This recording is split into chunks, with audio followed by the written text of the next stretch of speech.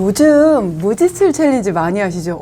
너무 대단해요. 세상에. 돈을 하나도 안 쓴다? 뭐 하루 이틀? 뭐 3일 정도? 아니 일주일을 작정하고? 저는 진짜 박수 드리고 싶어요. 그런데 조금 걱정되는 것도 있어요. 뭐냐면 뭔가를 너무 극단적으로 하면 반대쪽에 있는 극단으로 가기가 쉽거든요. 욕구를 너무 내리누르면 폭발해요. 지출에 대한 욕구들이 있잖아요. 그래서 무지출 챌린지 너무 좋은데 그것보단 조금 더 계획적으로 계획성 있게 지출하는 것들이 좀 좋지 않을까 하는 생각이 들어요. 사실은 이 영상은 전에 한번 올렸어요. 제가 링크 여기 올려드릴게요. 계획성 있게 제가 봉투 3개 만들면 좋다 말씀드린 거 혹시 기억나세요? 필요. 내가 이렇게 숨만 쉬어도 나가야 되는 거, 꼭 나가야 되는 돈, 그리고 중간에는 선택, 내 선택에 의해서 조금 조정을 할 수 있는 거, 그리고 세 번째는 내 성장을 위해서 투자하는 거. 이 3가지를 가지고 자금을 나눠서 지금 1월이니까 왜 가계부들 많이 쓰잖아요. 개념이 정말 다른 거예요. 가계부 쓰란 얘기냐? 아니에요. 가계부의 기본 개념은 돈을 다 쓰고 얼마 썼어, 콩나물 얼마 썼어, 애 학원비 12만 원 나갔어, 지출을 정리하는 건데 요거는 한 번 정도 해보면 좋고요. 그걸 기반으로 이렇게 내 예산을 세워서 그 예산 안에서 사는 거죠. 요거는 그 영상 참조하시고 오늘은 그것 중에서 2번째, 그럼 내 마음대로 조절이 가능한데 그럼 얘를 조금 줄여볼까? 이런 의미로 2번째 지출 가능한 것 중에서 우리가 아낄 수 있는 것만 알아보려고 해요.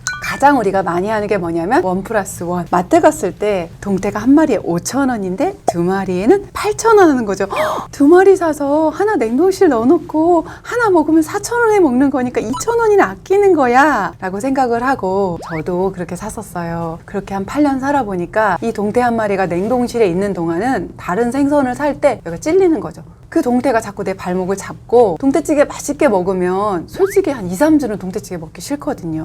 참고로 2마리를 한 번에 먹는 집은 괜찮아요. 근데 저희 식구 기준으로는 한 마리 큰 거가 한 끼 먹고 2번째 국물 정도 먹는 정도로 그냥 깔끔하게 끝나거든요. 그래서 이 애가 냉동실에 들어가는 순간 사실 다음번에 꺼냈을 땐 이렇게 맛있지도 않아요. 그래서 2,000원 아끼는 것 같지만 결론적으로는 한 마리를 8,000원에 먹는 결과가 나온단 말이에요. 진짜 잘하는 건 그냥 5,000원에 한 마리 맛있게 먹고 이번 주엔 이면수 구워 먹고 한 달 정도 뒤에 추워 오늘 동태찌개 딱이다. 그런 날 동태찌개 금방 사다가 그때 사면 왜 홍합도 더 넣어주고 하시잖아요. 그거 같이 넣고 맛있게 끓여 먹는 게 그게 진짜 아끼는 거다. 밀키트 1+1 이런 거 진짜 하지 마세요. 음식 종류로 1+1은 저는 정말 비추예요. 후배 하나가 혼자 살면서 1+1으로 시리얼 2만원 봉지 2개를 사고 하나를 저한테 줬더라고요. 이걸 어떻게 하려고 2개를 샀어? 그러니까 1+1이잖아. 얼마나 싼 줄 알아? 근데 실질적으로 내가 돈을 쓴 걸 보면 그냥 맛있는 거, 내가 먹을 수 있는 양만큼만 딱 담겨진 거, 그람당 얼마 안 중요해요. 실제 내가 돈을 쓴 게 얼마고 내가 맛있게 먹고 남기지 않는 거, 그게 진짜 돈 아끼는 거고요. 1+1을 해야 되는 게 있어요. 이건 하세요. 안 썩는 거, 안 먹는 거. 대표적인 게 세제, 그리고 화장지. 이런 것들은 1+1으로 사서 쟁여 놓으시고 그냥 갖다 쓰시면 돼요. 그런데 제가 그 영상에서도 나오지만 이렇게 하다가 생활비 떨어지면 어떻게 하라고 했죠? 냉파, 냉장고 파먹기. 맞아요. 아까 그 동태가 그때 나오는 거예요. 근데 막 먹기 싫어도 먹게 되죠. 그래서 냉파하면서 한 일주일 버티고 살면 그 일주일 생활비 한 4만 원에서 많은 집이 10만 원 정도 아끼기는 해요. 근데 되게 곤욕스럽긴 하죠. 그런데 한 달에 몇십만 원을 한 번에 확 줄여서 매달 확 줄일 수 있는 방법 알려드릴게요. 지금부터.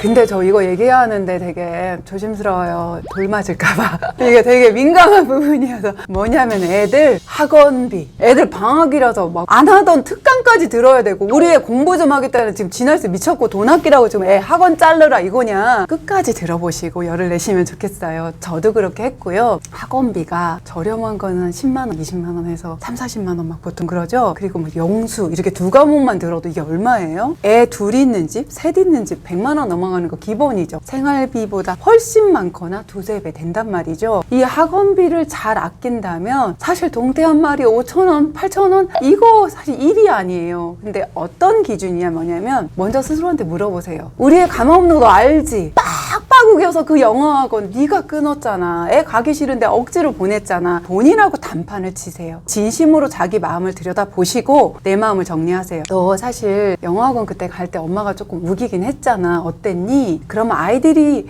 이야기하는 거에서 한 3가지로 나눠지더라고. 보니까 첫 번째 뭐냐면 엄마 사실은 엄마가 가라고 해서 가긴 했는데 가보니까 낫더라. 솔직히 엄마 돈이 많이 들어서 좀 그렇긴 한데 우리 학교 선생님이 가르쳐주는 건 난 도대체 모르겠어. 학원 선생님은 내가 질문해도 답도 주시고 억지로 일주일에 영어 단어 20개씩 외우고 시험을 꼬박꼬박 보니까 그중에 5개라도 외우긴 외워 엄마. 내가 이번에 성적이 안 올라서 조금 할 말은 없긴 한데 학원 계속 다녀도 좋을 것 같아. 이러면 그냥 열심히 일하세요. 그 학원비 계속 돼야 되니까. 투잡 뛰실 수도 있어. 그치만 기분 좋지 않겠어요? 확인을 했잖아. 지난번에 내가 억지로 떠밀어서 억지로 공부 하나 하고 이렇게 눈치 보고 있었는데 아니 이 녀석이 제대로 공부를 하겠다네? 그리고 이런 대화를 한번 하면 아무래도 더 열심히 하고 그래 우리 딸? 알았어. 엄마 이번에 알바 하나 더 뛸게. 열심히 해. 학원 자른다는 얘기 절대 안 할게. 이런 얘기 하고 나면 아무래도 5개 외우던 애가 단어 10개 외울 거예요 아마. 근데 이제 두 번째 이런 케이스도 있어요. 사실은 지도 조금 별로야. 반은 억지로 갔어. 근데 엄마가 갑자기 학원을 자를 것 같이 하네? 그럼 스스로도 정리하게 돼요. 아이도. 내가 진짜 그럼 이거 이번 기회에 때려치고 노를까? 근데 그건 아니지. 엄마 나 공부 조금 내가 별로 안 하고 성적 안 올랐다고 바로 학원 자르려고 그래? 너무한 거 아니야? 조금 시간이 걸릴 수도 있지.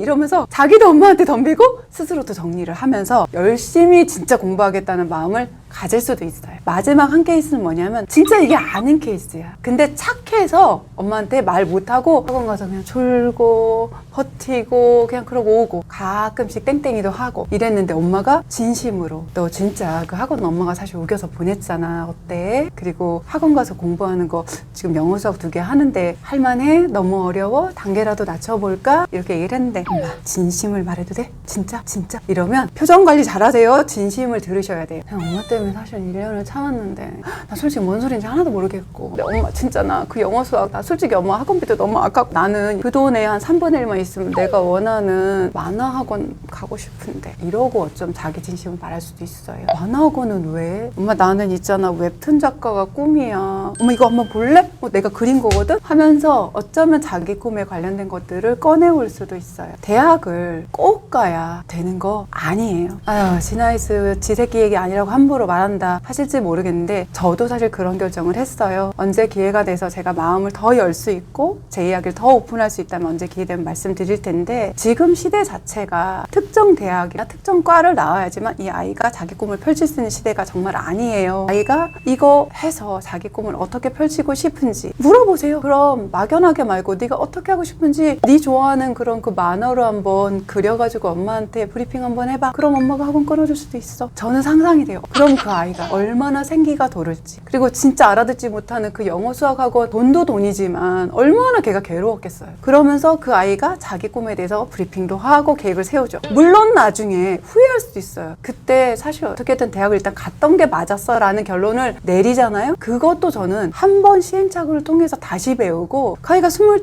3 돼서 다시 결정하고 다시 공부해서 대학 가면 진짜 자기가 필요한 공부를 제대로 할 거예요. 그냥 억지로 절차 밟아서 때 돼서 가고 애들하고 그냥 어울려서 가고 이때보다 그렇게 해서 정리를 한번 학원에 대해서 하시면 공부할 녀석은 내가 이 학원 잘릴까 봐 제대로 공부할 거고요. 진짜 아닌 녀석은 그때 정리하고 그 아이 진로에 대해서 제대로 탐색하고 나갈 수 있는 기회가 되실 겁니다. 우리가 생활비 아끼는 것 때문에 아이 학원을 정리한다는 개념으로 이 이야기를 하는 것 같지만 그거는 어찌 보면 부수적인 결과물인 거고요. 진짜 돈에 대해서 또 아이 진로에 대해서 진지하게 알고 이야기하는 시간이 될 것이고 그리고 첫 번째처럼 좀 망설이다가 아니면 공부를 대충 하다가 엄마하고 이런 이야기라고 공부를 하면 어떤 돈으로 엄마가 나를 이렇게 서포트 하는지에 대해서 개념을 가지게 될 거고요. 저는 아이들하고 아껴 쓰는 거든지 내가 어떻게 수고해서 너에게 이렇게 서포트하는 건지를 종종 이야기를 했어요. 그랬더니 이 아이가 자연스럽게 경제 개념이 생기고 돈 귀한 줄 알고 함부로 쓰지 않는 아이가 되더라고요. 이번에 이 학원비, 학원에 대해서 이야기하는 거, 아이 진로에 대해서 이야기하는 것이 큰 틀에서는 이 아이한테 건강한 경제 개념과 돈에 대해서 어떻게 다뤄야 되는지에 대해서 조금씩 자연스럽게 가르치는 계기가 될 거예요. 우리 생활비에서 정말 큰 큰 영역을 차지하는 아이들 학원비, 간단한 거라 남들 다 한다고, 지금 여기다 내가 돈 아끼면 난 정말 못된 엄마라고, 그리고 이렇게 보내다 보면 어떻게라도 인서울 하겠지, 이런 막연한 거 말고 진짜 아이하고